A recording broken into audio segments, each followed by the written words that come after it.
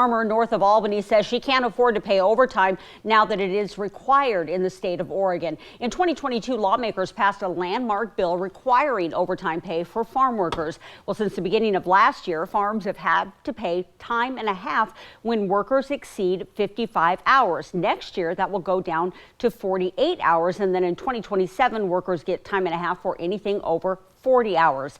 Annie Kramer-Steinkamp runs a 12-acre blueberry farm where many of the workers live in the area and come back year after year. She's now sending workers home after they hit that 55-hour mark.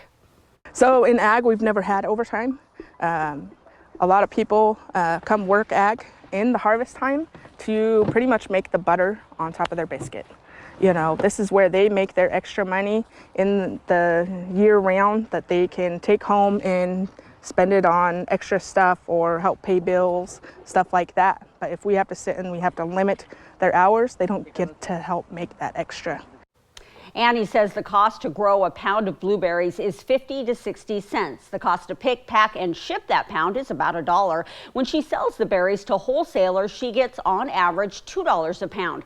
Well, that leaves her 40 cents a pound for supplies and expenses and savings for the next year. She says it's been tough for her regulars who want to work 60 to 80 hours a week to make the extra money. But a spokesperson for the Oregon Farm Bureau says that farms and ranches across the state are doing the exact same thing. I would say they're probably paying as little overtime as possible because they don't have an ability to recover those costs. However, some are bringing in additional workers, some are just lowering their productivity and deciding not to grow certain labor-intensive crops.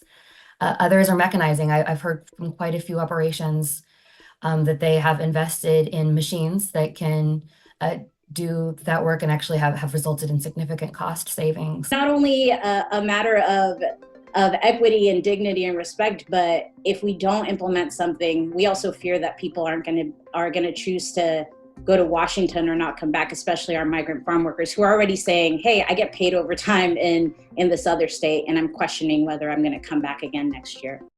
Now, the president, who you just heard from there, of Oregon's largest farm workers union, says it will help farmers keep good workers.